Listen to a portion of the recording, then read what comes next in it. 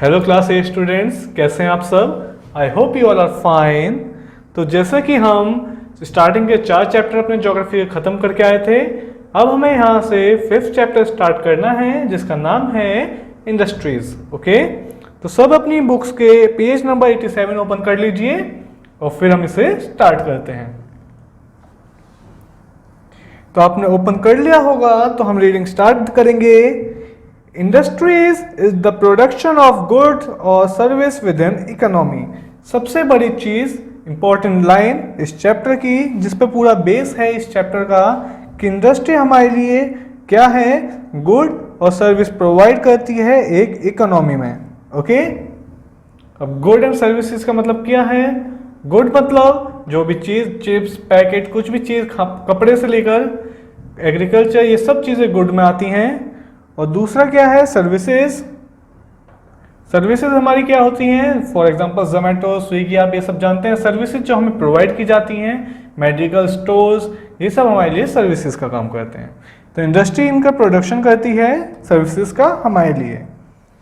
Industries can be classify in a variety of way. Industries अलग अलग तरीके से क्लासीफाई हो सकती हैं। At a top level industries often classify into sectors. सबसे पहले जो क्लासिफिकेशन है इंडस्ट्रीज का, वो सेक्टर के तौर पर है। Primary sector, secondary sector and third is tertiary sector.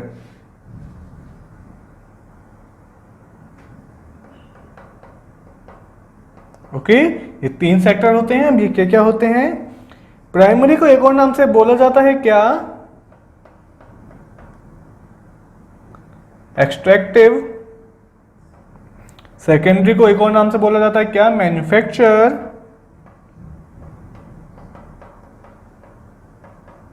और टर्शियरी का जो दूसरा नाम है वो है सर्विसेज।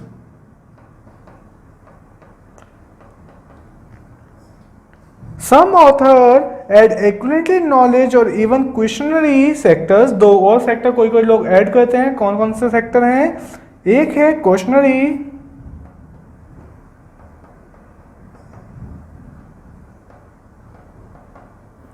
और एक है क्वेश्चनरी सेक्टर के अलावा जिसे हम क्या बोलते हैं, नॉलेज सेक्टर।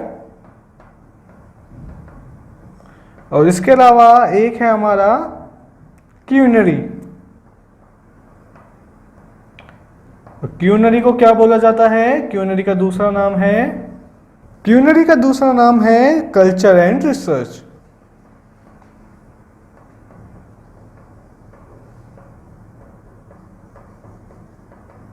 तो ये 5 सेक्टर हमारे पास टोटल होते हैं, primary, secondary, tertiary, quantum and questionnaire. Okay, तो इनके बारे में हम डिटेल्स में पढ़ेंगे। Over time, the fraction of society industry within each sector, they are on the basis of ownership। सबसे पहला जो हमारा क्लासिफिकेशन है, इनकी डेफिनेशन है, वो है हमारी कौन सी, on the basis of their ownership। With the start of the planned development of the Indian economy in 1951, industries have been divided into the 4 classes।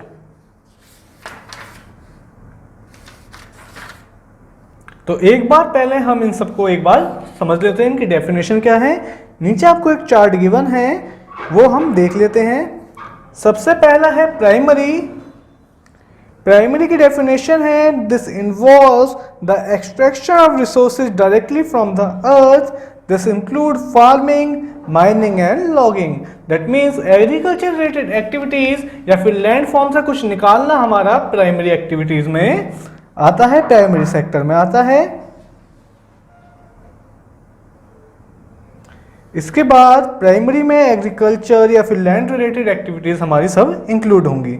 They do not process the product at all. इसमें कोई भी product हमारा include नहीं होता।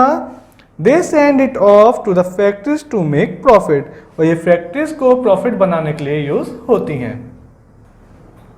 इसके बाद हमारा secondary sector आता है। सेकेंडरी की डेफिनेशन है, this group is involve in the processing product from primary. अब प्राइमरी से जो चीज़ें निकली हुई हैं लैंड ज़मीन से, उन चीज़ों को एक मैन्युफैक्चरिंग करना, उन्हें एक प्रोडक्ट के तौर पे बनाना, ये काम करता है हमारा सेकेंडरी सेक्टर। जैसे कि रिफाइन करना मेटल्स को, फैक्ट्री बनाना, फर्नीचर प्रोड्यूस करना या फिर सामान को पैक करना, ये सब चीज़ें। इसके बाद तीसरा आता है हमारा टर्शरी। टर्शरी का काम होता है this group is involve in the provision of services. ये सर्विसेज प्रोवाइड करता है। This include teachers, manager and other service provider, जो कि हमारे हम सर्विसेज, एजुकेशन हो चाहे हेल्थ हो, ये सब सर्विसेज प्रोवाइड करते हैं, वो टर्शरी में आते हैं। टर्शरी के बाद चौथा जो हमें गिवन है वो है क्वांटेनरी। क्वांटेनरी होता है this group is involved in the research of science and technology and other high level tasks। जितने भी हाई लेवल टास्क होते हैं वो सब हमारे क्वेश्चनरी में आते हैं। This include scientist, doctor and lawyers. Okay, last है क्यूनरी। क्यूनरी हमारा क्या होता है, कल्चर रिसर्च से related. Some consider there to be a branch of the quaternary sector called the quinary sector. मतलब कि क्वेटनरी की एक सब ब्रांच क्वेशनरी हमें बनानी चाहिए कुछ लोगों के according, which include the highest level of decision making in the society और इकोनॉमी। जो लोग सोसाइटी, जो चीज़ें जैसे हमारी सर्विस प्रोवाइडर में इकोनॉमी या सोसाइटी से रिलेटेड जो भी बड़े डिसीजंस होते हैं, जो लोग वो डिसीजन लेते हैं, उन लोगों को क्यूनरी में रखना चाहिए। This sector include top executive and official in such field जैसे कि government, scientist, universities, non profit, health care and culture. तो ये हमारी ऑन द बेसिस थी जो नॉर्मली होती है। नेक्स्ट जो है हमारी, इसके बाद जो हमारी सेकंड क्लासिफिकेशन आती है वो आती है ऑनरशिप के बेसिस पर। ये हमारी 4 तरह की होती है। कौन कौन सी? पहली है प्राइवेट सेक्टर,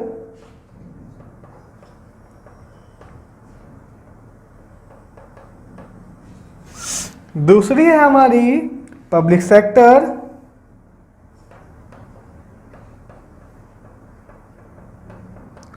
तीसरी है हमारी जॉइंट सेक्टर और फोर्थ है हमारी कोऑपरेटिव। अभी क्या क्या होती हैं एक बार पढ़ लेते हैं। प्राइवेट सेक्टर में क्या क्या चीजें आएंगी? Industries own by individual. जब किसी इंडिविजुअल की कोई इंडस्ट्री होगी जैसे बजाज ऑटो या टिस्को, ये हमारी प्राइवेट सेक्टर में आती हैं। पब्लिक सेक्टर में आती हैं वो इंडस्ट्रीज जो कि गवर्नमेंट की होती हैं, जैसे भिलाई या फिर भारत हैवी इलेक्ट्रिकल्स या फिर हमारे दुर्गा स्टील प्लांट, ये सब चीज़ें। जॉइंट सेक्टर में क्या आती है? जो कि कुछ इंडस्ट्रीज हमारी गवर्नमेंट और प्राइवेट इंडिविजुअल दोनों की पार्टनरशिप में होती हैं, जैसे कि ऑयल इंडिया या फिर गुजरात अल्कलाइज लिमिटेड। ये कुछ ऐसी इंडस्ट्रीज हैं जो कि गवर्नमेंट के भी शेयर होते हैं इसमें और प्राइवेट इंडिविजुअल्स के भी होते हैं। लास्ट है हमारी कोऑपरेटिव। कोऑपरेटिव है हमारे industries own and run cooperatively by a group of people. जब कोई इंडिविजुअल नहीं, कोई एक ग्रुप ऑफ पीपल, कोई मैनेजमेंट किसी कंपनी को चलाता है, किसी इंडस्ट्री को चलाता है, तो उसे कोऑपरेटिव इंडस्ट्रीज बोला जाता है।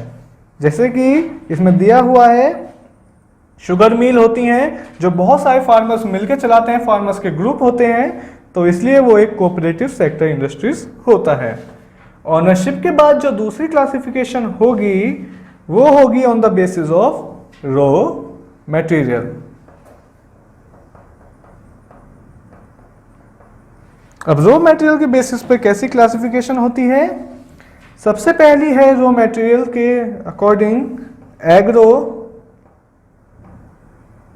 Based industries. एग्रो बेस के बाद जो सेकंड है वो है हमारी मिनरल बेस। मिनरल्स के बाद जो अगली है वो है हमारी पेस्टोरल बेस।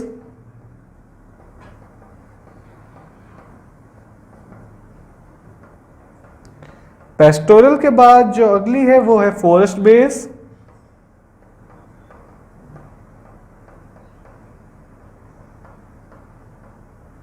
और फॉरेस्ट बेस इंडस्ट्री हमारी अलग अलग पार्ट्स में डिवाइड होती है। ओके, तो आपको सबसे पहले एग्रोबेस देखने को मिलेगी। एग्रोबेस क्या होता है?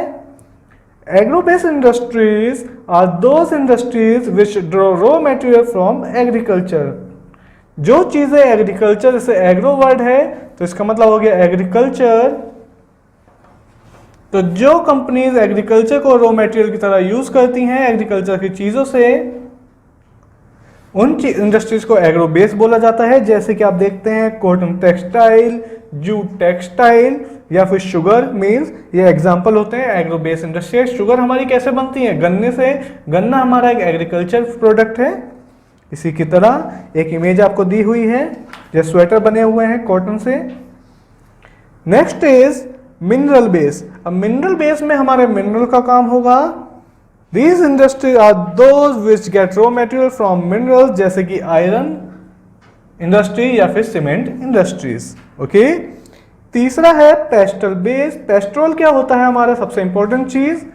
These industries depend upon animals for their raw materials. Hides, skin, shoes, dairy, etc. are some of the petrol based industries.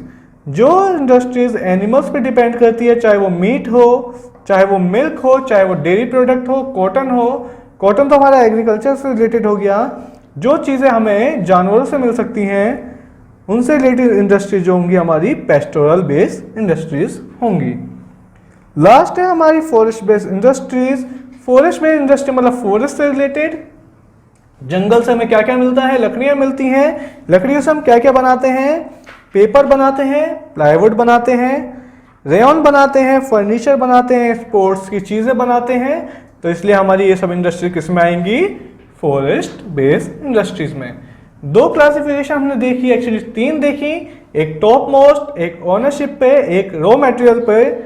एक और हमारी इंडस्ट्रीज हमें दी हुई है एक बेसिस पे, लास्ट पे, जो है on the basis of size. Size के अकॉर्डिंग भी इंडस्ट्रीज हमारी अलग अलग तरीके से डिवाइड होती हैं। तो साइज की बेसिस पर इंडस्ट्रीज होती हैं कैसी कैसी? पहली है हमारी स्मॉल स्केल, दूसरी है हमारी लार्ज स्केल। ओके, साइज के बेसिस पे हमारी दो तरह की इंडस्ट्रीज होती हैं। स्मॉल देख लेते हैं हम पहले। It uses lesser amount of capital and technology. जो इंडस्ट्रीज कम पैसे यूज करती है और कम टेक्नोलॉजी यूज करती है उसे स्मॉल इंडस्ट्री बोला जाता है। कॉटेज और household industries are a type of small scale industries where the product are manufactured by hand by the artisan. जैसे कि कॉटेज की इंडस्ट्री या फिर हाउस होल्ड इंडस्ट्री, जहाँ पे लोग अपने हाथों से चीज़ें बनाते हैं, टेक्नोलॉजी बहुत कम यूज होती है, उनकी इनकम भी ज़्यादा नहीं होती, मतलब नॉर्मल होती है, इसी वजह से इन्हें स्मॉल इंडस्ट्रीज बोला जाता है। इसके अलावा दूसरी हमारी है लार्ज स्केल इंडस्ट्रीज। तो लार्ज स्केल इंडस्ट्रीज कौन सी होती हैं? It use more amount of capital and technology. जो कैपिटल और टेक्नोलॉजी का ज़्यादा यूज करेंगे। कैपिटल का मतलब है यहाँ पर मनी से रिलेटेड, जितनी ज़्यादा मनी कोई इंडस्ट्री यूज करती है। It produce large volume of product. बहुत ज़्यादा बड़े बड़े प्रोडक्ट बनाती हैं, चाहे वो ऑटोमोबाइल्स हो, हैवी मशीनरी हो, ये सब इंडस्ट्री इसमें आती हैं।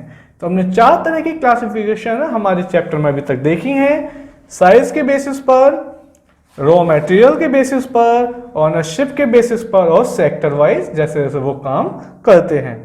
इसके अलावा जो हमारी नेक्स्ट हेडिंग है वो है इंडस्ट्रियल सिस्टम। अब इंडस्ट्रीज का सिस्टम कैसे होता है किसी भी इंडस्ट्री को चलाने के लिए, अब हमें ये देखना है। तो नेक्स्ट हेडिंग है हमारी कौन सी? Industrial system. तो हमारी नेक्स्ट हेडिंग क्या है? Industrial system. Okay, it consist of input, processing and output. तीन तरह के फंक्शन ये हमारी करती है। कौन कौन सी? Input, processing and output. इन्हें एक एक बार इनकी डेफिनेशन हम रीड कर लेते हैं। इनपुट का मतलब होता है रॉ मटेरियल्स, लेबर, मशीनरी या इंफ्रास्ट्रक्चर, जो भी चीज़ किसी कंपनी के प्रोडक्ट बनाने के लिए यूज होती हैं।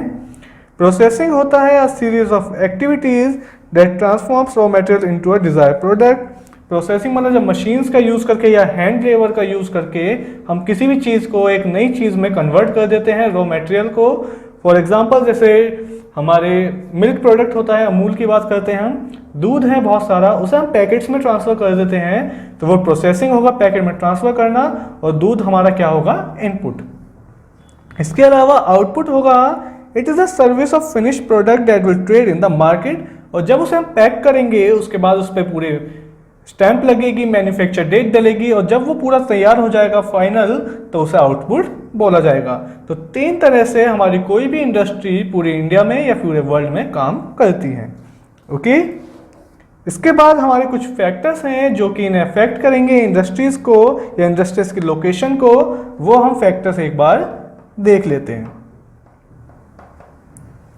Generally location of industry is influenced by economic concentration through certain non-economic concentration. That means कभी कभी जो लोकेशन होती हैं वो एक दूसरे इन्फ्लुएंस नहीं करती, मतलब कोई किसी जगह कोई भी इंडस्ट्री खोल सकते हैं, और कभी कभी कोई इंडस्ट्रीज किसी किसी जगह के लिए बहुत ज़्यादा पर्टिकुलर ज़रूरी हो जाती हैं। जैसे कि अगर आप देखें कोस्ट माइनिंग का, अगर आपको कोई सीमेंट की इंडस्ट्री खोलनी है तो आप उसे नदी के किनारे खोलेंगे तो आपके लिए बेनिफिशियल रहेगा, क्योंकि अगर आप किसी समुद्र के किनारे खोलें क्योंकि वहाँ रेत लेना आसान होगा और उसे एक जगह से दूसरी जगह ट्रांसपोर्ट करने का टाइम वेस्ट नहीं होगा। ओके, इसी के हिसाब से कुछ फैक्टर हमें दिए हुए हैं इसमें जो कि इंडस्ट्रीज को डिवाइड करते हैं। पहला फैक्टर हमारा है availability of raw material. Raw material हमें कैसे अवेलेबल हो रहा है।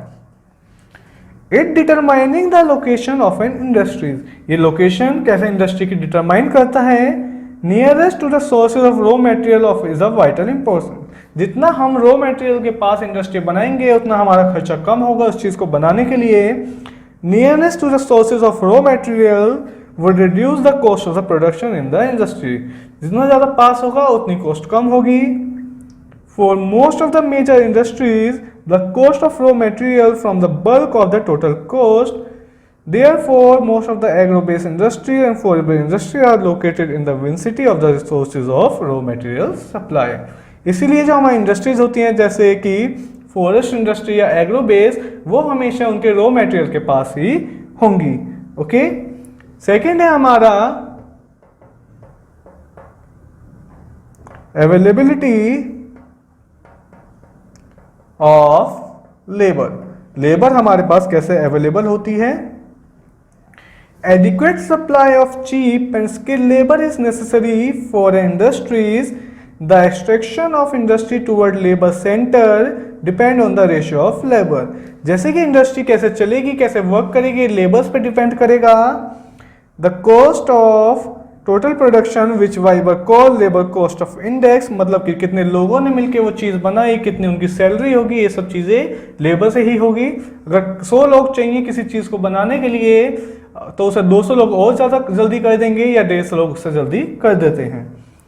The availability of skilled labor is the interior part of Bombay region was the most factor responsible। और किसी किसी काम के लिए पर्टिकुलर किसी किसी इंसान की स्किल लेबर की ज़रूरत होती है और वो वहीं ज़्यादा हो सकती है जहाँ पे वो काम होता है। जैसे डायमंड का काम हम देखेंगे तो सूरत साइड ज़्यादा होता है क्योंकि लेबर वहाँ पे अवेलेबल होता है। तो हमने 2 सोर्सेज अभी तक पढ़े हैं, 2 फैक्टर अभी तक देखे हैं। इससे आगे हम फैक्टर्स अपने नेक्स्ट लेक्चर में कंटिन्यू करेंगे। तब तक आप इसे एक बार रिवाइज कर लीजिएगा, याद कर लीजिएगा। अब हम आपसे मिलेंगे नेक्स्ट लेक्चर में। Bye bye, take care.